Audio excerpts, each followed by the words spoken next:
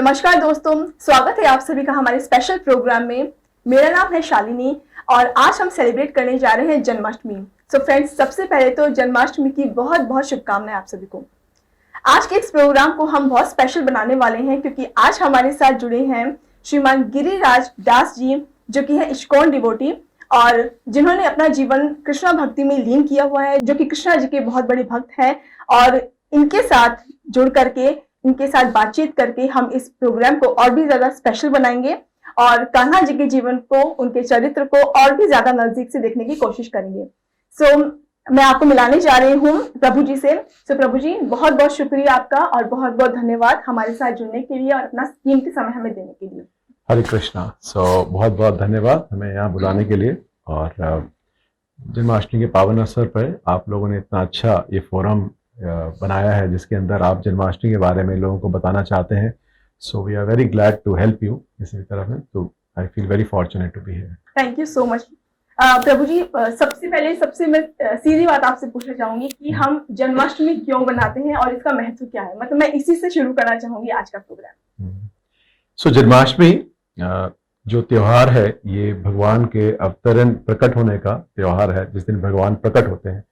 और आप देखेंगे कि भारतवर्ष में हम लोग जब से छोटे बच्चे थे, हम लोग बचपन से ही जन्माष्टमी का त्योहार सब मनाते थे। एटलीस्ट मुझे अपना बचपन याद है कि हमारे पार्क में झांकियां लगती थी, हम सब कुछ ना कुछ बनते थे और उसी के अंदर, और रात को जब थोड़ा और बड़े हो गए तो झांकियां करने के बाद फिर हम शाम को घूमने चले जाते थे मंदिर में, जाके 12 बजे प्रसाद पाके आते थे। सो जो ये त्योहार है ये पूरे भारतवर्ष में मनाते हैं। ऐसा नहीं है कि जो वैष्णव हैं सिर्फ वही मनाते हैं, बल्कि जो वैष्णव हैं, नॉन वैष्णव हैं, ये त्योहार पूरा भारतवर्ष मनाता है। और आप पूरे विश्व में देखेंगे तो इतना किसी का बर्थडे सेलिब्रेशन नहीं होता है। रामनवमी भी आती है और भी त्योहार आते हैं, पर जो कृष्ण जन्माष्टमी है ये त्योहार पूरे विश्व भर में मनाते हैं। और सो इसका मेन यही है कि भगवान का प्राकट्य दिवस है। जो भगवान है वो बोलते हैं भगवद गीता में कि जब जब धर्म की हानि होती है, अधर्म का बढ़ाव होता है, तब तक मैं प्रकट होता हूँ। और प्रकट किस लिए होते हैं? भगवान बोलते हैं कि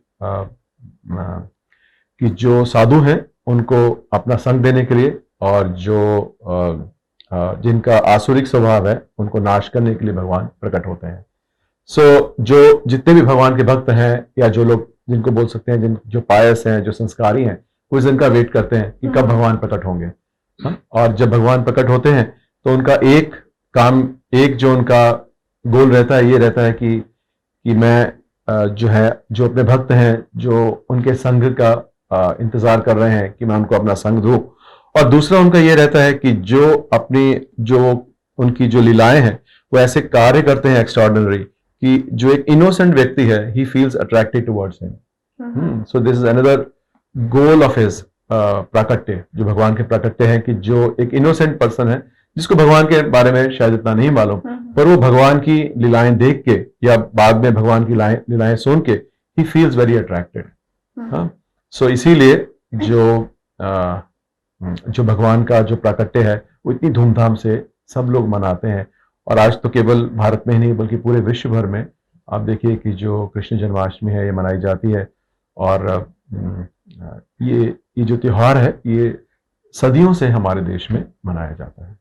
तो जन्माष्टमी पे हम मतलब पूरे दिन हम फास्ट करते हैं, भगवान को भोग लगाते हैं, बच्चे जो है वो झांकियां भी निकालते हैं।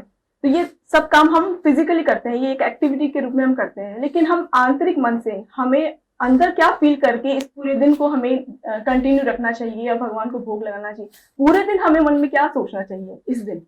हाँ, तो ये भगवान बोलते हैं भगवद गीता में, सतताम कीर्ते अंतो माम, कि always remember me, always do my कीर्तन। ये भगवान बोलते हैं कि जो मेरे भक्त हैं वो क्या करते हैं, सतताम कीर्ते अंतो माम।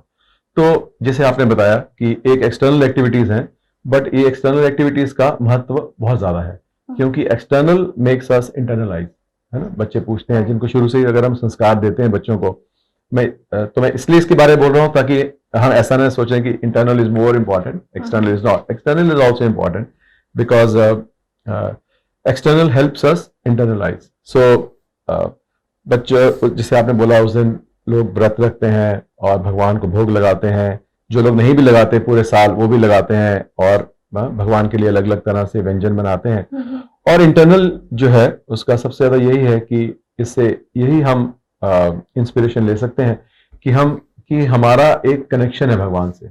सी अगर हमारे पिता हैं, अगर हमारे पिता हैं से आपके पिताजी बैंगलोर रहते हैं, है ना, और आप दिल्ली रहती हैं या गुड़गांव रहते हैं। अब आप अपने फादर को हैप्पी बर्थडे वाले दिन फोन करते हैं, उनको कैसा लगेगा? वो बहुत खुश होंगे। ओके, और अगले साल भी आप जो है उनको हैप्पी बर्थडे बोलेंगे, कैसा लगेगा? कैसा लगेगा उनको? वो खुश होंगे, अच्छा लगेगा। बट अगर आपने पूरे साल बात नहीं की और हर साल सिर्फ हैप्पी बर्थडे के लिए फोन करते हैं, फिर कैसा लगेगा? कैसा तो लगेगा? उनको फील होगा कि हाँ। उसी दिन मेरी याद आ रही है खाली। हाँ, तो इंटरनलाइजेशन का यही मेन है कि भगवान बोलते हैं हम बीज पदा पिता, कि मैं सबका परम पिता हूँ। तो जो हमारे परम पिता हैं तो उनका बर्थडे मनाना बहुत अच्छा है, क्योंकि आप इंटरनल बोल रहे हैं तो मैं थोड़ा सा इसलिए साफ साफ बोल रहा हूँ। सो कि इट इज गुड कि हम भगवान का बर्थडे मनाएं, कि भगवान आए, उस दिन प्राकट्य हुआ, बट सिर्फ उसी दिन ही मनाते रहेंगे, so it is not very high level of consciousness, है ना। सो अगर हम इंटरनल चाहते हैं तो ये है कि हम हर रोज भगवान को भोग लगा सकते हैं, हम हर रोज भगवान का श्रृंगार कर सकते हैं। घर में गोपाल, बहुत लोगों के घर में गोपाल होते हैं, नहीं तो आप एक राधा कृष्ण की पिक्चर लेके भी आप उनको ऑफर कर सकते हैं। ऐसा नहीं है कि सिर्फ भगवान के विग्रह को ही हम ऐसे कर सकते हैं, श्रृंगार की नहीं कर सकते सेवा, पर बाकी सेवा पूरी कर सकते हैं। तो भगवान के चित्र को या भगवान के जिनके घर में विग्रह हैं या गोपाल हैं, उनको हम हर रोज श्रृंगार कर सकते हैं, उनका हर रोज भोग लगा सकते हैं, उनका हर रोज नाम का उनका जप कर सकते हैं, उनसे हर रोज अपने दिल की बात कर सकते हैं। एग्जैक्टली। सो फ्रेंड्स, प्रभु जी ने बहुत अच्छी बात कही कि जरूरी नहीं है कि आप जन्माष्टमी वाले दिन का ही वेट करें कि कृष्णा जी को आप भोग लगाएं या उनकी भक्ति करें या उनकी भजन गाएं। पूरे साल भी आप भगवान को अपने मन में रख सकते हैं और पूरे साल इसी तरह की क्रियाएं कर सकते हैं, ताकि आपके मन में भी भगवान कृष्ण का जो चरित्र है वो उतर करके आए। सिर्फ इस एक दिन के लिए ही आपको स्पेशल फील नहीं कराना, बल्कि आपको थ्रू आउट द ईयर आप ये क्रिया कर सकते हैं। प्रभु जी, एक चीज और है कि कृष्णा जी को हमने एक ग्वाले के रूप में देखा है, कृष्णा जी को हमने एक राजा के रूप में देखा है, गोपियों के साथ रास करते हुए देखा है।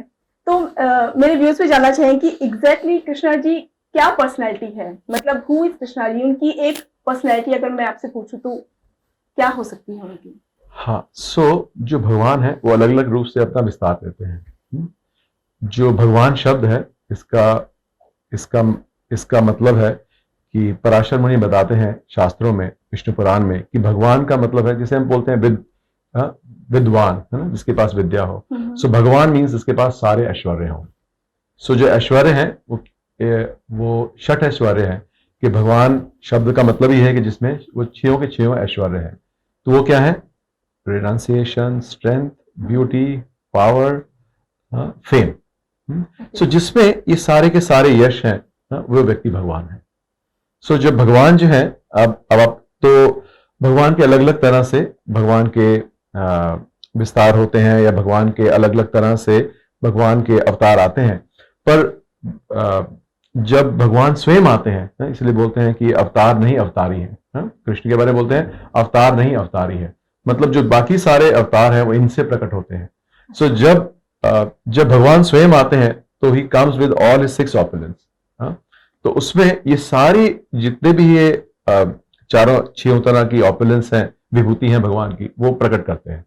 तो उसमें एक ऐसा उनको कंपार्टमेंटलाइज नहीं कर सकते, क्योंकि जैसे भगवान जब आए राम जी के रूप में, तो बोलते हैं मर्यादा पुरुषोत्तम Ram. So he conducted himself as a मर्यादा पुरुषोत्तम, कि एक जो क्षत्रिय राजा है, उसको मर्यादा में रह के कैसे काम करना है। पर जो भगवान है वो मर्यादा से ऊपर है। He is above any moral और any rules of this world और any world. So he comes, और अपने साथ जब वो आते हैं भगवान, तो अपना जो धाम है वो साथ लेकर आते हैं। आराध्य भगवान ब्रजेंद्र नंदन। सो अब उसमें क्या है कि जो भगवान है उनका एटर्नल स्वरूप क्या है कि वो गोलोक वृंदावन में, स्पिरिचुअल वर्ल्ड में या वैकुंठ में वो वास करते हैं, और अपने गोपियों के साथ, अपने गोपों के साथ वहां पर सारा दिन खेलते कूदते हैं, मस्ती मारते हैं। और फिर इस जगत का वैकुंठ में वो नारायण के रूप से विस्तार करते हैं। फिर इस सृष्टि को बनाने के लिए वो विष्णु रूप से विस्तार करते हैं, कारणोदक्षाय विष्णु, गर्भोदक्षाय विष्णु, और फिर क्षीरोदक्षाई विष्णु जो हमारे हृदय के में बैठे हैं, और जो हम बोलते हैं कण कण में भगवान है, तो वो क्षीरोदक्षाई विष्णु के रूप में विस्तार करते हैं। हाँ? तो इस तरह से अलग अलग भगवान की लीलाएं हैं। और ये आचार्य बताते हैं कि जो भी भगवान जो अपने धाम में लीला करते हैं, तो वो जो धाम लेकर आए वो वृंदावन लेकर आए।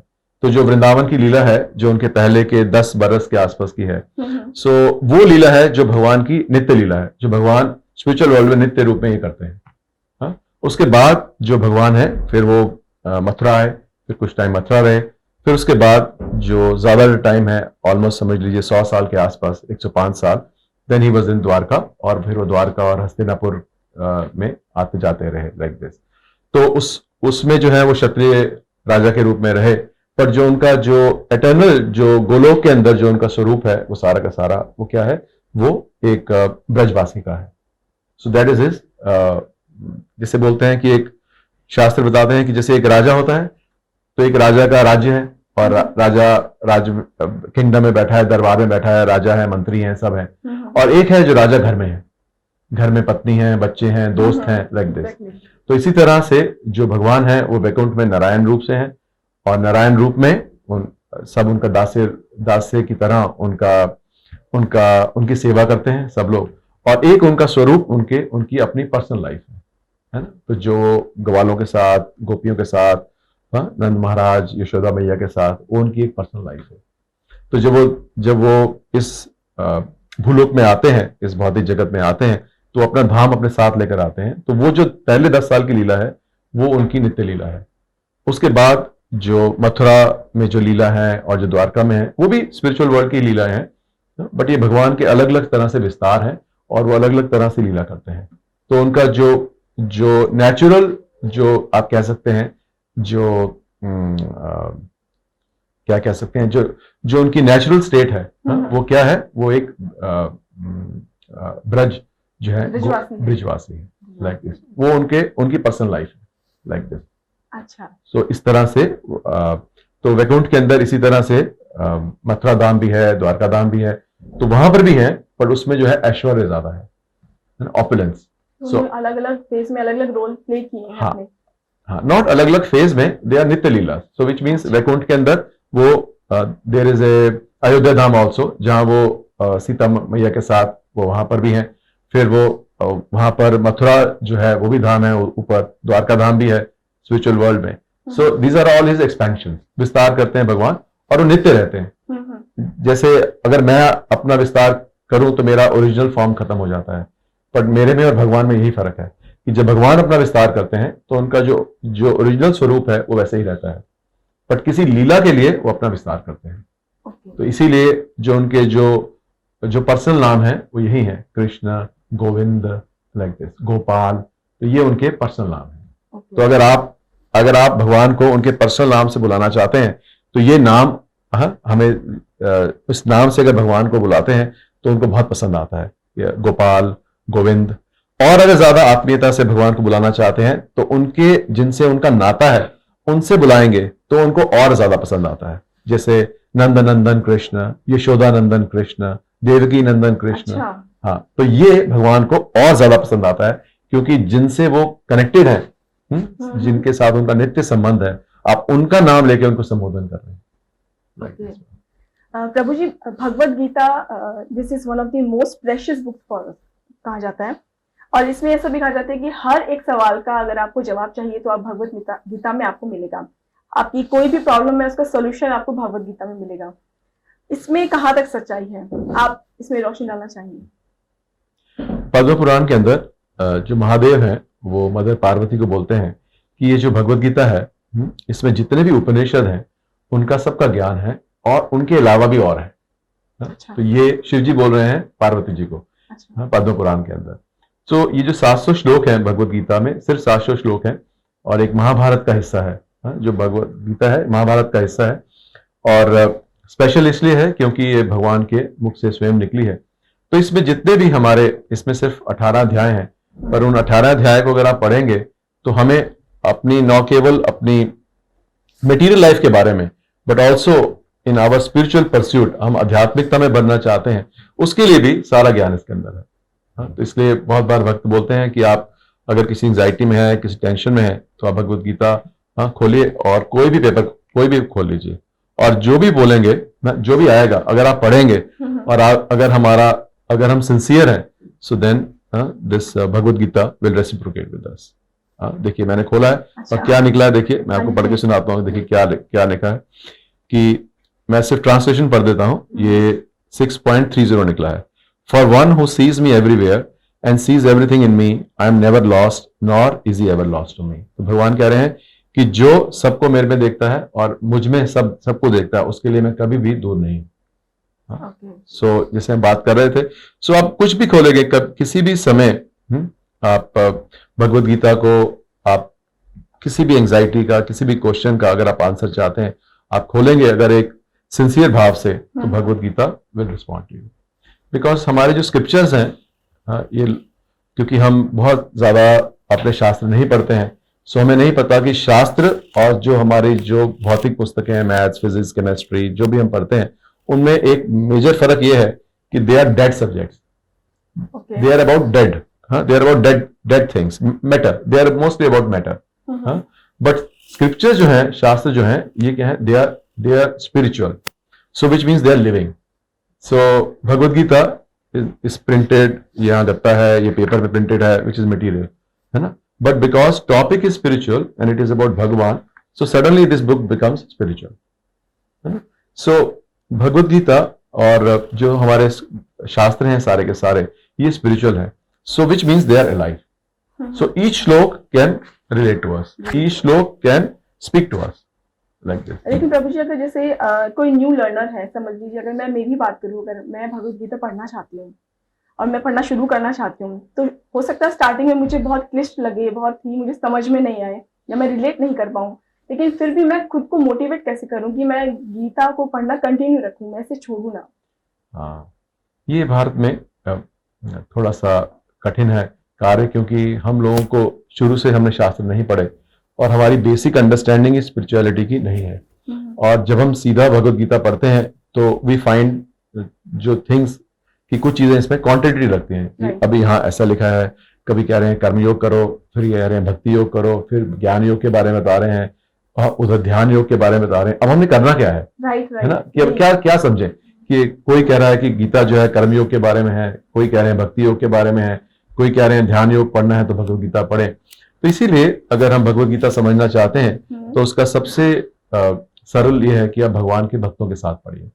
भगवान बोलते हैं भगवत गीता में, भक्त्या माम अभिजानति, कि ये भक्त ही मुझे जान सकता है। वो ये नहीं बोलते हैं कर्मी ही अभिजानति और ज्ञानी ही अभिजानति, वो बोलते हैं भक्त्या माम अभिजानति।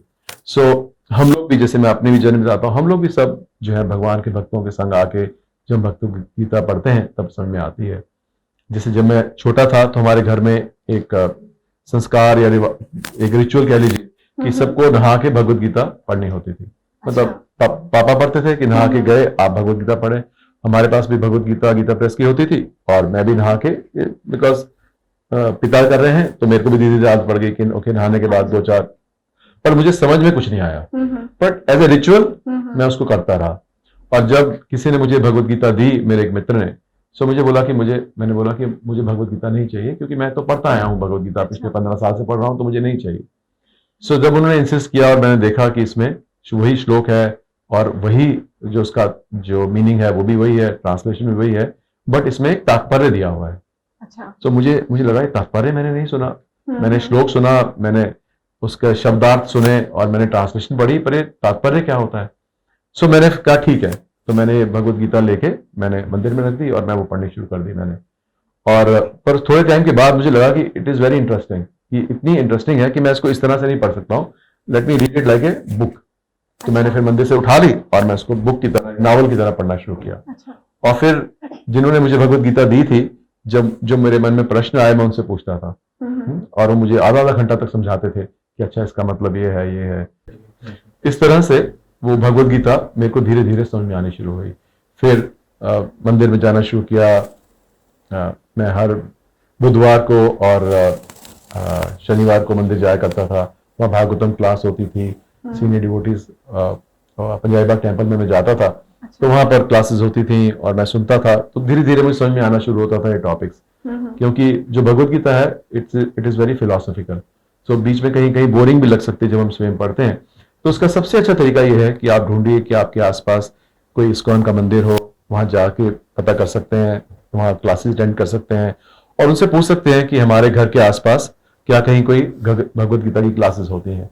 मतलब क्योंकि आप ये कहना चाह रहे हैं कि जैसे भक्तों के संग में अगर हम पढ़ें तो हम ज्यादा अपने आप से कनेक्ट कर पाएंगे इस चीज हाँ, को। और समझ पाएंगे कि इसका मतलब क्या है। मतलब क्या है। ओके। तो प्रभु जी, आप इस्कॉन से जुड़े हुए हैं, वहां पर जन्माष्टमी कैसे सेलिब्रेट करते हैं आप? हाँ, इस्कॉन में तो क्योंकि हमारा वहां के सबसे लिए तो बड़ा, एक महापर्व है एक तरह से वहां हाँ के लिए। हमारा सबसे बड़ा वहां कैसे था। सेलिब्रेट होती है जन्माष्टमी? हाँ, तो जन्माष्टमी जो है देखिए कि एक महीने पहले से तैयारी शुरू हो जाती है। अच्छा। एक महीने पहले से मीटिंग होनी शुरू हो जाती है, मंदिर में तैयारी होनी शुरू हो जाती है। और जो जो भक्त जिन जिन की सेवा होती है, क्योंकि उस दिन अलग अलग झांकियां बनती हैं, मंदिर के अंदर स्टॉल लगते हैं, हर एक की सेवा होती है। सो एक महीने से पहले से मीटिंग होनी शुरू होती है, तैयारियां होती हैं। और भक्त लोग जो टेंपल की मैनेजमेंट टीम है वो सब तैयारियां करते हैं कि टेंट, इलेक्ट्रिसिटी, क्या प्रोग्राम बनेगा या कोई थीम रहेगा जिसके ऊपर हम सारा टेंपल को बेस करना चाहते हैं। अच्छा। और तो इस हिसाब से पहले एक मैनेजमेंट टीम डिसाइड करती है कि ये थीम रहेगा और ऐसे ये चीजें करेंगे। और कई मंदिर जहां पर जो छोटे हैं वो बाहर करते हैं और कई मंदिर जो बड़े हैं वो अपने ही परिसर के अंदर इसका करते हैं। और सुबह 4:30 बजे से हमारा जो मंगल आरती से प्रोग्राम शुरू हो जाता है। 4:30 बजे मंगल आरती होती है। उस दिन हमारा हर एक मंदिर जो है जैम पैक्ड होता है, क्योंकि वैसे तो भक्त इतना मंगल आरती में नहीं आ पाते हैं, पर आप 4:30 बजे किसी भी इस्कॉन मंदिर में अगर आप जन्माष्टमी वाले दिन जाएंगे तो आपको मोस्टली हॉल के बाहर खड़ा होना पड़ेगा। अच्छा। क्योंकि लोग 4 बजे ही अंदर होके पैक्ड हो जाते हैं सारे के सारे।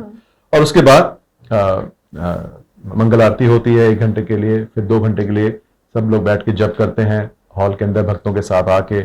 उसके बाद दर्शन आरती होती है, भगवान का श्रृंगार करके वो दर्शन आरती खुलती है और उसके बाद भगवान के दर्शन शुरू होते हैं और सुबह से ही लोग आना शुरू कर देते हैं मंदिर में।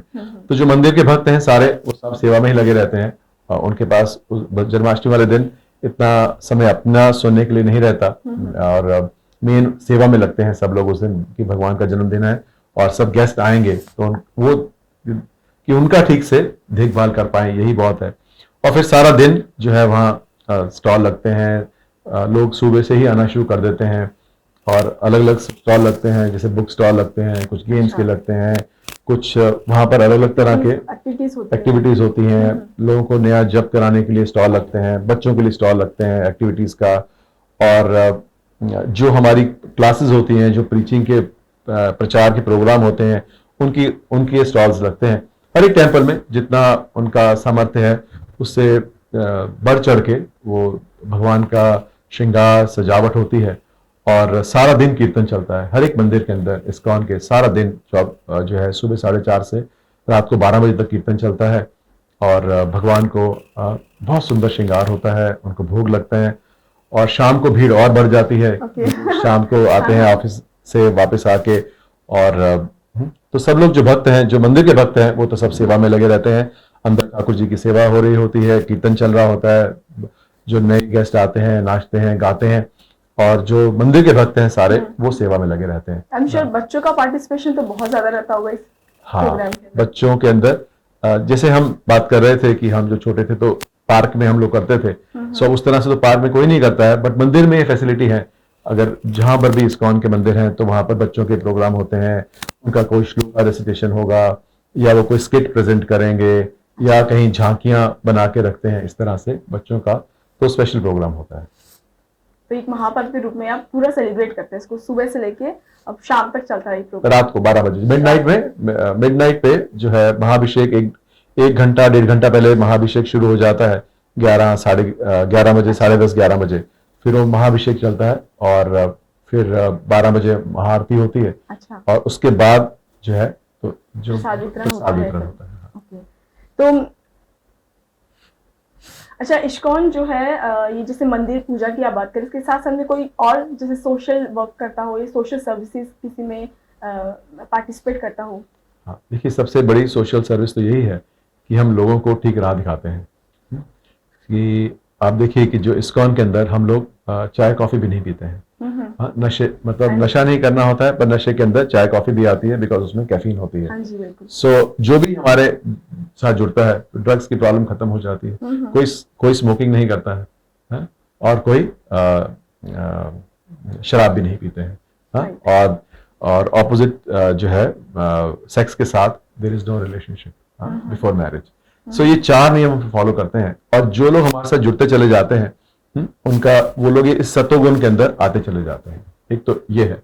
तो ये आज देखिए कि सारे आप विश्व में देखिए कि ये समस्याएं बहुत ज्यादा हैं, लोगों के घर टूट रहे हैं, एक्स्ट्रा मैरिटल अफेयर्स बढ़ रहे हैं, हाँ? अगर आप लिकर की सेल्स देखेंगे they are going through the roof. हर एक स्टेट गवर्नमेंट यही प्रमोट करती है, और उसकी प्रॉब्लम जो है वो हम फेस करते हैं, है ना, संसार कि हम देखते हैं रोज न्यूज़पेपर थर्ड पेज पे ये तो पढ़ते हैं तो देखते हैं कि क्या हो रहा है, हाँ?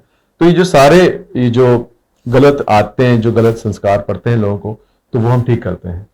उसके अलावा जैसे अभी कोविड आया था, सो कोविड के अंदर हम लोगों ने फर्स्ट वेव के अंदर हमने 12.5 लाख जो है जो प्रसाद की प्लेट से हमें वितरण किया। क्योंकि लोग बहुत ज्यादा उस वक्त बीमार थे, कहीं बाहर जाने का कोई जा नहीं सकते थे। अगर दोनों हस्बैंड वाइफ बीमार हैं तो खाना कहाँ से आएगा। सो हम लोगों ने 12.5 लाख प्लेट्स वितरण किए फर्स्ट में, और सेकंड वेव और थर्ड वेव में भी हमने बहुत ज्यादा प्रसाद वितरण किया, और हम लोगों ने उसको फ्री रखा। सो हम ये बोलते थे कि क्योंकि अगर आप पूरे घर आपका कोविड से है तो आप, और लोगों को सैलरीज भी नहीं मिल रही थी, सो हमने बोला कि प्रसाद इज फ्री, आप सिर्फ ये फोन कर दीजिए तो आपको सुबह और हम आपको दोपहर को आपको पूरा प्रसाद भेज देंगे। और उसमें आप जो भी डोनेशन करना चाहते हैं आप कर सकते हैं। We are not asking anything, voluntary जो करना चाहें। और हमने तो इस तरह से किया, और उसका हमें बहुत ही हमारे टेंपल को, इस्कॉन गुरुग्राम को, हमें हमारे टेंपल प्रेसिडेंट को जो वर्ल्ड रिकॉर्ड से एक सर्टिफिकेट मिला इस्कॉन गुरुग्राम को कि जिन्होंने कोविड के टाइम पे सबसे ज्यादा हेल्प की, उसका हमें सर्टिफिकेट मिला। और उसी दौरान हमने, जब ये कोविड चल रहा था, क्योंकि सब लोग घर पे लॉकडाउन थे, हमने भगवत गीता की ऑनलाइन क्लासेस शुरू की। सो हमारे कम से कम 25 हमने ऑनलाइन अलग अलग क्लासेस शुरू की। 25, और जिसमें हर एक क्लास में 30 से लेके 100 लोग तक आते थे। तो हमने हर क्लास में हम एक चैप्टर पूरा कर देते थे लाइक दिस, तो ताकि लोगों में एक इनर स्ट्रेंथ आए। क्योंकि लोग, people feel very week, helpless, क्या होगा, कोरोना आ जाएगा, सबको खा जाएगा, लोग मर रहे हैं, ऑक्सीजन नहीं है। सो बिकॉज हमारे में स्पिरिचुअल स्ट्रेंथ नहीं है, so we feel very weak. तो हमने लोगों के लिए किया। और हम लोग जो है अभी भी 500 से ज्यादा जो अनाथालय, हर रोज हम उनको प्रसाद डिस्ट्रीब्यूशन करते हैं। हमारे यहाँ प्रभुपाद जो हमारे संस्थापक आचार्य थे, वो बोलते थे कि हमारे मंदिर के 10 मील तक कोई भूखा नहीं होना चाहिए। सो हमारे यहाँ आज भी हर एक टेंपल में इस्कॉन के, और मैं गुरुग्राम के बारे में बोल सकता हूँ क्योंकि मैं इस मंदिर से जुड़ा हूँ, तो हजारों लोग हर रोज जो है खिचड़ी प्रसाद डिस्ट्रीब्यूट होता है। इट इज फ्री, और कोई भी भूखा व्यक्ति, उनको पता है कि मुझे मंदिर में आएंगे तो मुझे प्रसाद मिल जाएगा।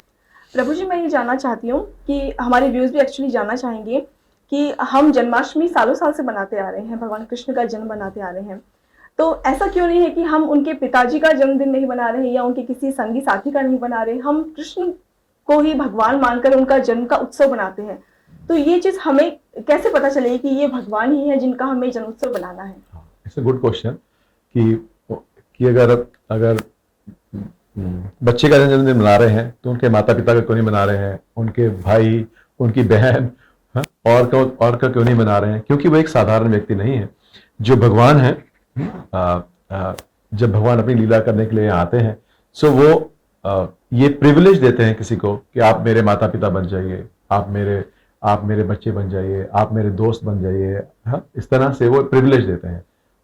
पर ये हमारे शास्त्रों से जब हम पढ़ते हैं तो हमें समझ में आता है, जिसको हम बोलते हैं शास्त्र चक्षु, कि जब हम शास्त्रों की नजर से देखते हैं कि आचार्य क्या बोल रहे हैं, शास्त्र क्या बोल रहे हैं, तब हमें समझ में आता है कि जो अवतरित हुए हैं वो भगवान है। और भगवान की जो डेफिनेशन है ये पराशर मुनि ने दी है कि एक व्यक्ति, जिसके अंदर छियों की छियों ऑपुलेंस हो, विभूति हो, और पूर्ण रूप से हो, छियों की छियों हो, और असीमित रूप से हो, और एक ही टाइम के ऊपर हो, तो वे व्यक्ति भगवान है। तो वो 6 चीजें हैं: strength, fame, knowledge, wisdom, beauty and renunciation. कि जिस व्यक्ति के अंदर ये छह चीजें अनलिमिटेड हैं और एट द सेम टाइम है वो व्यक्ति भगवान है। अच्छा। सो अब देखते हैं कि अब आप देखिए कि जब भगवान का प्राकट्य हुआ तो आप यश या फेम जिसे कहते हैं, आप देखिए कि जब वो अपनी माता के गर्भ में ही थे तो ब्रह्मा जी और सारे देवी देवता उनकी स्तुति के लिए आए। हाँ, तो उनका उनका उनका यश देखिए, हाँ, कि अभी माता के गर्भ में है तो आ रहे हैं। फिर जब वो आए तो हम पढ़ते हैं कैसे सारे उनकी माता पिता की जंजीरें टूट गई, सारे जो जेल में के जो ताले थे वो सारे हट गए। So that is power. और हिज ऑपुलेंस आप देखिए कि जब वो प्रकट हुए तो उनकी वो विष्णु रूप में चारों उनकी भुजाएं थी, मुकुट था, लंबे बाल थे, ज्वेलरी थी। कोई बच्चा तो ऐसे पैदा नहीं होता जिसके चार हाथ हो और मुकुट हो, लंबे बाल हो और ज्वेलरी पहन के आया हो। So that was his opulence. So और उनकी उनकी नॉलेज देखिए कि जब उन्होंने इस तरह से अपना जब अवतार लिया तो उन्होंने देवकी और वसुदेव को बताया कि किस तरह से आपके पहले 3 जन्मों में भी मैं आपका पुत्र था और कैसे आपने इतने सालों तक आपने तपस्या की थी और एक मेरे जैसा पुत्र मांगा था। सो तब मैंने वरदान दिया था कि मेरे जैसा तो पुत्र और कोई नहीं है, तो फिर मैं ही आऊंगा। तो ये उनके नॉलेज थे कि उन्होंने उनके पूछ ले 3 जन्मों के बारे में बता दिया। सो इस तरह से हम देखते हैं कि ये जो 6 के 6 ऑपुलेंस हैं। और इसी तरह से आप रिनंसिएशन देख सकते हैं कि भगवान जो है जेल में प्रकट हो गए। ही इज नॉट बॉदर कि मुझे तो एक अच्छा महल चाहिए आने के लिए। तो पैदा होते ही डिस्प्लेड जो 6 के 6 ऑपुलेंस। और पूरी जो भगवान की जो उनकी जितने टाइम उनकी यहाँ लीला चली, नरलीला भगवान की, तो उन्होंने ये 6 के 6 ऑपुलेंस पूरे टाइम डिस्प्ले किए। अच्छा। सो ये इस तरह से जब हम देखते हैं शास्त्रों की नजर से और आचार्यों की नजर से, तब हमें समझ में आता है कि जो भगवान है ये स्वयं प्रकट हुए हैं अपने पूरे ऐश्वर्य के साथ। और जब वो कृष्ण रूप में आते हैं तो पूरा ऐश्वर्य दिखाते हैं। और भी जैसे अवतार हैं भगवान के, जैसे भगवान जब नरसिंह देव रूप में आते हैं तो विराट रूप में आते हैं, एक विभत्स रूप है, पावर दिखाते हैं प्रहलाद को बचाने के लिए और हिरण्यकश्यप का वध करने के लिए। इसी तरह से जब वो राम के रूप में आते हैं तो एक मर्यादा पुरुषोत्तम व्यक्ति के रूप में आते हैं कि एक राजा को किस तरह से मर्यादा के अंदर रहते हुए सारा कार्य करना है। पर जब वो स्वयं आते हैं तब जो है वो किसी भी जो नियम के अधीन नहीं रहते हैं। सो पूरा ऐश्वर्य लेकर आते हैं। और इसीलिए जब वो कृष्ण के रूप में आते हैं तो बोलते हैं कि अवतार नहीं अवतारी है। सो क्योंकि वो स्वयं जितने भी बाकी हैं वो सारे भगवान के अवतार हैं। तो जब इस तरह से हम देखते हैं तो हम समझते हैं, और इस कल्चर से भी हम देख सकते हैं कि हम नंद महाराज का बर्थडे या यशोदा माई का या देवकी का इनका नहीं मनाते हैं, इन्हीं का मनाते हैं। और हम ही नहीं मनाते हैं, पूरा विश्व मनाता है, पूरा भारत मनाता है। और जो कोई बड़ा त्योहार देखेंगे तो रामनवमी, भगवान राम जी का जन्म, लाइक दिस। सो पर ये जो जन्माष्टमी है ये पूरे भारतवर्ष में सब लोग मनाते हैं, चाहे वैष्णव हो या नॉन वैष्णव भी हो, सब लोग मनाते हैं। बल्कि दूसरे धर्म के लोग भी ये जाते हैं, कोई ये नहीं सोचते हैं कि बड़े त्योहार के रूप में सबको साथ लेके चलते हुए, क्योंकि भगवान जो है वो सबके हैं। प्रभु जी, आपने बताया कि मंदिर में जन्माष्टमी का त्योहार बहुत धूमधाम से मनाते हैं। सुबह 4:30 बजे आरती शुरू होती है और फिर रात के 12 बजे तक चलता है। तो एक नॉर्मल इंसान, जैसे एक आम इंसान है, मतलब उसके लिए ये पॉसिबल नहीं हुआ कि वो 4:30 बजे उठ के भगवान को भोग अर्पित करे या मतलब रेडी हो जाए। नौकरी पर भी जाना होता है लोगों को। तो साधारण जन जो हम डेली रूटीन में लोग हैं, वो जन्माष्टमी कैसे मनाए अपने अपने घरों में? हाँ, सो एक तो ये है कि जन्माष्टमी वाले दिन यूजुअली रिस्ट्रिक्टेड हॉलीडे तो रहती है ना। अब हम कुछ भी, हमारा कुछ स्वास्थ्य खराब होता है तो हम छुट्टी ले लेते हैं। काफी लोगों की छुट्टी रहती है, जिनकी नहीं रहती, so it's a good day to take off, हम ये बोलते हैं। अगर आप छुट्टी नहीं ले सकते तो आप फिर तो आपके पास यही एक सबसे इजी जो वे है ये है कि आप ढूंढिए कि आपके आसपास कौन सा कोई इस्कॉन टेम्पल है जहां पर आप जा सकते हैं और भगवान की जहां पर अच्छी तरह से विग्रह की सेवा हो रही है, और वहां जाके कीर्तन का आनंद ले सकते हैं, और वहां जो भी फेस्टिविटीज हैं उसमें आप भाग ले सकते हैं। जो लोग घर पे हैं और छुट्टी है और घर पे उस दिन कार्य नहीं है, सो ऐसा नहीं है कि सबको 4:30 बजे उठना है, but it is good to wake up early, है ना। कि जिस दिन भगवान का जन्मदिन है उस दिन good to get up early, जल्दी स्नान करके आप भी स्नान करिए, बाकी बच्चों को, परिवार वालों को जल्दी स्नान करा के करिए। आपके घर में अगर गोपाल हैं आप उनका श्रृंगार कर सकते हैं, आपके घर में राधा कृष्ण की पिक्चर लेकर आ सकते हैं, हाँ, पिक्चर को डेकोरेट कर सकते हैं अपना, अगर आपके पास कोई घर में ऑल्टर है, कोई पूजा घर है, उसको अच्छी तरह से सजा सकते हैं। और उस दिन आप जो है भगवान को भोग लगा सकते हैं। ऐसे नॉर्मल में डेज में जो है व्यक्ति कुछ भी खा पी लेता है, पर उस दिन इज अ गुड वे कि आप बिना प्याज लहसुन के सब कुछ खाइए, भगवान को जो अच्छा लगता है, मीठा, माखन मिश्री, दूध, मिठाइयाँ भोग लगा सकते हैं। जो चीज आपको बनाने में आपकी एक्सपर्टीज है, हर एक housewife they have expertise to make something nice. So जो भी आपकी एक्सपर्टीज है वो आप बना के भगवान के लिए भगवान को ऑफर कर सकते हैं। घर के अंदर बच्चों के साथ बैठ के सब कीर्तन कर सकते हैं। यूट्यूब के ऊपर आप हर एक हमारे जो मंदिर हैं, मोस्टली हमारे मंदिर ऑनलाइन रहते हैं, आप घर में रहते हुए भी अभिषेक कर सकते हैं। हमारे यहाँ ये भी फैसिलिटी है कि ये कोविड में शुरू किया था हम लोगों ने, और अभी वो कंटिन्यू है कि आप किसी भी टेम्पल की वेबसाइट पे जाके आप कलश बुक कर सकते हैं और वो आपको ऑनलाइन अभिषेक करा सकते हैं। हाँ, ये भी फैसिलिटी अवेलेबल है। यस, हमारे इस्कॉन गुरुग्राम में भी है और बहुत सारे टेम्पल्स में है ये कि आप ऑनलाइन अभिषेक कर सकते हैं भगवान का, और जो पुरोहित हैं वो आपका गोत्र पूछ के और पूरा मंत्रोच्चारण के साथ आप भगवान का ऑनलाइन अभिषेक कर सकते हैं। वो भी फैसिलिटी अवेलेबल है। और घर पे आप यूट्यूब पे जहां जहां लाइव चल रहा है, जो जो मंदिर है लाइव है, आप वहां पर सुन सकते हैं, भगवान का कीर्तन कर सकते हैं। हाँ, बच्चों को नए कपड़े दिला सकते हैं, उनको याद रहता है, बच्चों को संस्कार मिलते हैं। जैसे हम छोटे थे हमें याद रहता था दिवाली होगी नए कपड़े मिलेंगे, आप तो हर रोज ही नए कपड़े जब दिल चाहता है ले लेते हैं। But it is good to do something special for your family so they remember. अच्छा, हाँ, लाइक जैसे आज कल जो है मेरा बेटा जो है उसने बोला पापा जन्माष्टमी आने वाली है, इस बार क्या मिलेगा, क्योंकि उसको याद है कि मैं जन्माष्टमी में उसको कुछ ना कुछ देता हूँ। अच्छा। अब उसका रिजल्ट अब मुझे कल दिखा कि उसने बोला पापा जन्माष्टमी आने वाली है, अब मुझे अब क्या मिलेगा नया। अच्छा। हाँ, मुझे आप रोबोलॉक्स का कुछ दे दीजिए। सो अगर आप कुछ भी अपने बच्चों के लिए करते हैं स्पेशल, तो वो दे रिमेंबर कि जन्माष्टमी वह स्पेशल, तो तभी स्पेशल होगी अगर आप स्पेशल बनाएंगे। आप बच्चों के लिए कर सकते हैं और शाम को उनको मंदिर लेके जा सकते हैं। जिनके पास गोपाल हैं आप उनका जो है अभिषेक कर सकते हैं। घर में सिंपल अभिषेक कर सकते हैं पानी से, कोई ऐसा नहीं है। हाँ, उसमें थोड़े से रोज के पेटल्स डाल के, थोड़ी सी सुगंध डाल के आप भगवान का अभिषेक कर सकते हैं सिंपल तरीके से। नला के, नई ड्रेस ला के, नए कपड़े डाल सकते हैं भगवान को, और भगवान का कीर्तन सुन सकते हैं, कीर्तन कर सकते हैं। प्रभु जी, इस्कॉन के जो डिवोटीज हैं, मैंने देखा है कि वो एक महामंत्र का जाप करते हैं और अपने पास माला रखते हैं, माला का जाप करते हुए मैंने उनको देखा है कि अगर वॉक करें तो भी माला उनकी साथ कंटिन्यू रहती है उनकी। टीका लगाते हैं, मैं जैसे आपको भी देख रही हूँ, आपने टीका लगा रखा है, गले में तुलसी माला है ये डाल रखी है।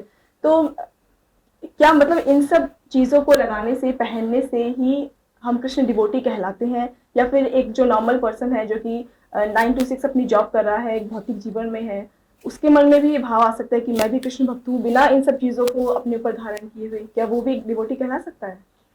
हाँ, कहला सकता है। हाँ, इसका जो उदाहरण है वो इस तरह से ले सकते हैं कि जैसे जो भगवान के भक्त हैं, ये जो हम चीजें पहनते हैं, धोती कुर्ता, माला करते हैं, कंठी माला डालते हैं, सो ये सब चीजें हेल्प करती हैं टू रिमेन इन सतोगुण। दे कीप अस इन सतोगुण। एवरीथिंग जो वैदिक जितनी भी हमारी संस्कृति है वो हमें सतोगुण में जितना लाना लेके आ सकते हैं उसका प्रयास करती है। अच्छा। पर ऐसा नहीं है कि सिर्फ कंठी डालने से या धोती डालने से हम भक्त बन गए, ऐसा नहीं है। पर ये है कि ये चीजें हेल्प करती हैं। और भगवान भगवद गीता में बोलते हैं कि सतताम कीर्तयन्तो माम, कि मेरा हमेशा कीर्तन करो, मन मना भव मद भक्तो, हमेशा अपना मन मेरे में लगाओ। तो भगवान में मन लगाने का सबसे अच्छा उपाय है कि भगवान के नाम का जप करना। सो ये शास्त्रों में लिखा है कि जो त्रेता युग है उसके अंदर भगवान तक या आत्म साक्षात करने का या सेल्फ रियलाइजेशन करने का जो तरीका था वो था मेडिटेशन। हाँ, बट दैट इज इन सतयुग। देन सत्य के बाद द्वापर, सो त्रेता। सो त्रेता युग के अंदर जो विधि है आत्म साक्षात्कार की, वो है यज्ञ करना। फिर उसके बाद आया द्वापर। सो द्वापर के अंदर जो विधि है आत्म साक्षात्कार की वो है अर्च विग्रह की सेवा, भगवान के विग्रह की मंदिर के अंदर सेवा करना। अच्छा। और जो कलयुग है, कलयुग के अंदर जो विधि है वो है भगवान का नाम लेना। तो इसी तरह से आप देखते हैं कि जितने भी वैष्णव हैं वो सभी भगवान का नाम लेते हैं और हम लोग जो है इस्कॉन जो है वो ब्रह्म माधव गौड़िया संप्रदाय में आता है। और हम लोग ये हरे कृष्ण महामंत्र के जप करते हैं, हरे कृष्णा कृष्णा कृष्णा हरे हरे, हरे राम राम राम हरे हरे। तो ये शास्त्र बताते हैं कि इस युग के अंदर कि ना हमारी उम्र इतनी है, ना हमारी बुद्धि इतनी ज़्यादा है कि हम लोग बहुत देर बैठ के मेडिटेशन कर सकें। ये हम लोगों का एक्सपीरियंस भी है, जो लोग मेडिटेशन करते भी हैं। आप देखते हैं कि मेडिटेशन करते हुए हमारा ध्यान जो है वो शून्य पे नहीं लगता है, हमारा मन इधर उधर जाता है। इसी तरह से जो यज्ञ है, जो अगली विधि थी त्रेता की, कि यज्ञ के अंदर अगर सामग्री देखें, ना वो शुद्ध सामग्री है, ना वो ब्राह्मण है जो वो पूरे मंत्रों को शुद्धता से उच्चारण कर सकते हैं, बल्कि हम देखते हैं, पुराणों में पढ़ते हैं, यज्ञ किया, देवता प्रकट हो गए, भगवान प्रकट हो गए। अब कोई प्रकट नहीं होता है, क्योंकि ना वो ब्राह्मण है जिनके पास वो इंटरनल शुद्धता है वो मंत्र करने की, ना हवन की सामग्री है। और उसके बाद जो है द्वापर के अंदर जो डीटी वर्शिप है, जो डीटी वर्शिप है, जो विग्रह की सेवा होती है, वो बहुत ऑपुलेंट तरीके से होती है। अगर आप देखेंगे कि विग्रह की सेवा द्वापर में कैसे होती थी, सोने के थाल होते थे, उनका डायमीटर दिया हुआ है, उसकी थिकनेस दी हुई है, और वो एक बार यूज करके दोबारा यूज नहीं करते थे। अच्छा। तो आप ये सोचिए, तो ये इतना धन धान्य उस वक्त था, पर अब कुछ नहीं है। तो इसीलिए ये शास्त्रों में लिखा है कि जो कलयुग है उसके अंदर कलौ हरे नाम केवलम कलौ नास्ते व गतिरन्यथा, कि जो कलयुग है उसके अंदर भगवान हरि का नाम लेने के अलावा और कोई गति नहीं है। तो इसीलिए जितने भी वैष्णव हैं वो सब भगवान का नाम का जप करते हैं। बल्कि आप और धर्मों में भी देखेंगे, ऐसा नहीं है कि वैदिक धर्मों से, बाकी धर्मों में भी देखेंगे कि जो सिख भाई हैं वो भी भगवान का नाम का जप करते हैं, जो मुस्लिम हैं वो भी भगवान का नाम का जप करते हैं, जो ईसाई हैं आप देखेंगे उनके जो पुजारी हैं वो भी भगवान का नाम का जप करते हैं। क्योंकि इस कलयुग में और कोई तरीका नहीं है, एक ही तरीका है भगवान के नाम का जप करने का। प्रभु जी, जब भी हम कोई पर्व सेलिब्रेट करते हैं, कोई दिन आता है, कोई एक स्पेशल डे हम बनाते हैं, तो उसमें एक नई ऊर्जा होती है, एक नई चेतना होती है, एक नया उत्साह होता है सेलिब्रेट करने का। तो क्या हम उस दिन से शुरू कर सकते हैं? जैसे आज कृष्ण जन्माष्टमी है, क्या हम इस दिन से कुछ ऐसा संकल्प ले सकते हैं कृष्णा की तरफ डिवोट होने का, या उनके जो चरित्र है, जो उनका चित्रण आपने बताया अभी जो गीता में है, उसको अपने अंदर उतारने का, कि हम यहाँ से शुरू कर सकते हैं? अगर आप कुछ भी उसको बताना चाहें। हाँ, तो ये तो जो कह रहे हैं, इट इज इस तरह की चेतनता होना बड़ा ही अच्छा है, अगर इस तरह की चेतनता से लेते हैं। क्योंकि अगर हम हर एक चीज को रिचुअल लेते हैं, जैसे मैं पहले ही बात कर रहा था कि अगर हम अपने पिता को फोन कर रहे हैं हर साल, सो इट इज गुड, अच्छा है कि हर साल अपने पिताजी को हैप्पी बर्थडे कर रहे हैं, बट अच्छा, उससे अच्छा ये है कि हम उनसे नाता हर रोज फोन करें। और उसमें कोई पैसा नहीं खर्च होता है, परम पिता को फोन करने का, उनको याद करने का, सिर्फ आपको भगवान का नाम का जप करना है, कुछ नहीं लगता उसके अंदर। आप किसी भी मंदिर में आके ये आराम से जो भगवान जो जप है और ये जो बीट बैग है ले सकते हैं, और कोई भी आपको जप करना सिखा सकता है, 5 मिनट में जप करना सीख जाएंगे। और इसमें हम ये संकल्प ले सकते हैं, जैसे आप कह रहे हैं कि जो अगली जन्माष्टमी आएगी, तो मेरी चेतनता में और मेरे संबंध में आपके साथ कुछ गाढ़ता आ जाएगी। कि आज मेरा आपके साथ यही संबंध है कि मुझे पता है कि भगवान है, कहीं है स्पिरिचुअल वर्ल्ड में, वो अपनी जगह बिजी हैं, अपनी बंसी बजा रहे हैं, और मैं यहाँ स्ट्रगल कर रहा हूँ अकेला। पर हमें समझना चाहिए कि हम अकेले नहीं हैं, वो परमात्मा के रूप में हमारे हृदय के अंदर है। सो मैं बिकॉज मोस्टली आजकल लोगों को ये लगता है कि I am struggling, I have to take care of my wife, मुझे अपने घर का, घर वालों का, सबका ख्याल रखना है, मुझे मेडिकल इंश्योरेंस लेनी है, मुझे FD लेनी है। पर आप देखते हैं ये सब करते हुए भी हमारी जो स्ट्रगल है वो बहुत ज़्यादा है। जो हमारे माता पिता स्ट्रगल करते थे, हमारी स्ट्रगल उनसे बहुत ज़्यादा है। क्या मानते हैं?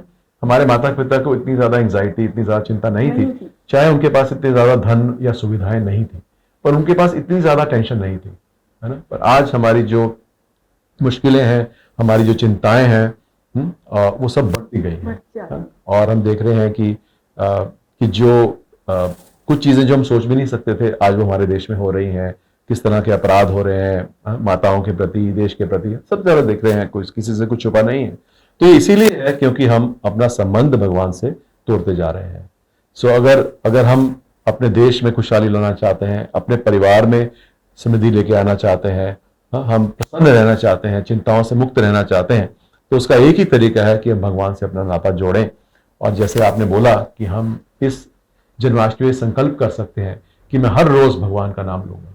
हाँ, भगवान का मोबाइल नंबर है आपके पास, हरे कृष्णा कृष्णा कृष्णा हरे हरे, हरे राम राम राम हरे हरे। तो ये जो मंत्र है ये चैतन्य महाप्रभु ने कली संतरण उपनिषद से दिया।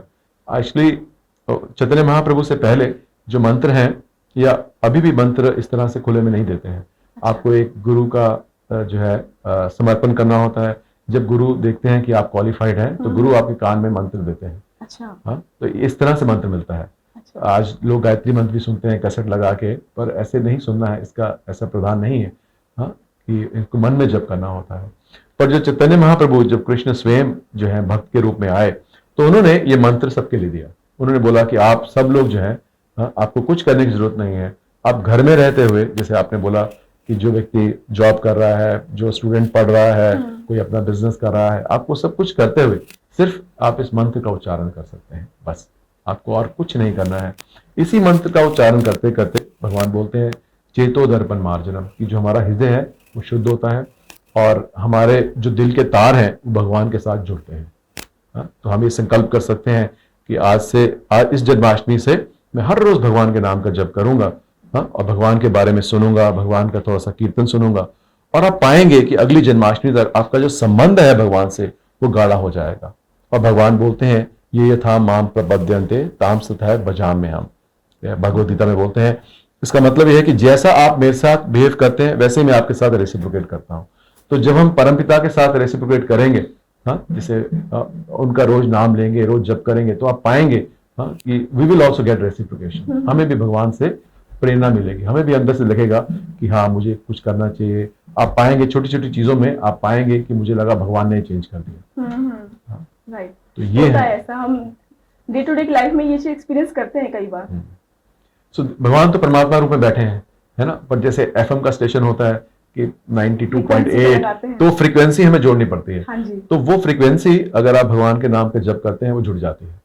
तो आपको जो परमात्मा आपको कह रहे हैं या जो आप हमें गाइड करने की कोशिश कर रहे हैं, वो आवाज हमें सुनाई देनी शुरू हो जाती है। तो ये संकल्प ले सकते हैं। सो फ्रेंड्स, मैं तो प्रभु जी की बातें सुन के बिल्कुल भावभीन हो गई हूँ सुन करके। मैं भी इस चीज से अग्री करती हूँ कि अगर आप भगवान को अपने अंदर फील करते हैं, अगर भगवान की जो विचार है, जो उन्होंने मैसेज दे रखा है, उसे आप अपने साथ अपने जीवन में उतारते हैं, तो आप जरूर फील करेंगे कि भगवान आपके साथ ही हैं। कभी भी कोई भी प्रॉब्लम अगर आपको आती है, आप गीता खोलिए, गीता का कोई भी पेज खोलिए, जैसा कि प्रभु जी ने बताया, उसमें आपको उसका सोल्यूशन डेफिनेटली मिलेगा। सो आज का दिन बहुत ही शुभ है, बहुत ही पावन है, और आज के दिन से आप शुरू कर सकते हैं भगवान के साथ अपने संबंध को और भी ज्यादा बढ़ाने का, और भी ज्यादा उसे मजबूत करने का। इसके साथ ही मैं प्रभु जी का दोबारा से थैंक यू करना चाहती हूँ। उन्होंने इतनी अमूल्य बातें, इतनी श्रेष्ठ बातें हमारे साथ साझा करी, अपना एक्सपीरियंस शेयर किया। भगवान कृष्ण के बारे में, भगवान कृष्ण की एक नई छवि हमें देखने को मिली, जो हम आज तक सेलिब्रेट करते आ रहे हैं जिस पर्व को, उसे आज एक नए अंदाज के साथ हमने सेलिब्रेट किया, उसे नए अंदाज के साथ हमने देखने की कोशिश की। और डेफिनेटली मेरा तो रिलेशन कान्हा जी के साथ जरूर आगे बढ़ा है। आई एम श्योर आपका भी जरूर बढ़ेगा। आप कोशिश कीजिए, शुरू कीजिए आज से। और अंत में मैं कृष्णा जी के बारे में चरित्र चित्रण बताया, उसके लिए थैंक यू सो मच। हरे कृष्णा। सो यहाँ बुलाने के लिए बहुत बहुत धन्यवाद, और आप सब लोगों का भी बहुत बहुत धन्यवाद। और इस पावन दिवस के ऊपर हमें भगवान के बारे में, उनका कीर्तन करने, उनका गुणगान करने का आपने मौका दिया, इसके लिए बहुत बहुत शुक्रिया। और आप सब लोगों के साथ मेरी यही विनती है कि जैसे हमने आज चर्चा की कि ये जो दिन है, इसको ऐसा संकल्प लीजिए कि जब अगली जन्माष्टमी आए तो आप पाएं कि आपसे भगवान का संबंध और ज्यादा गहरा है। और उसका सबसे सरल तरीका है कि आप भगवान के नाम का जप करिए। और ये जो हरे कृष्ण महामंत्र है जो चैतन्य महाप्रभु ने दिया है, हरे कृष्णा कृष्णा कृष्णा हरे हरे, हरे राम राम राम हरे हरे, ये सबसे आसान तरीका है भगवान से जुड़ने का। तो मैं बहुत बहुत आप सब लोगों को शुभकामनाएं देते हुए आप सबसे विदा लेता हूँ। हरे कृष्णा। सो फ्रेंड्स, एक बार फिर से मैं आप सभी को जन्माष्टमी के पर्व की शुभकामनाएं देना चाहती हूँ। सो नेक्स्ट किसी और पर्व पर, किसी और दिन पर, किसी और एक्सपर्टीज के साथ आपके साथ मिलेंगे। और तब तक के लिए thank you so much. Hare Krishna.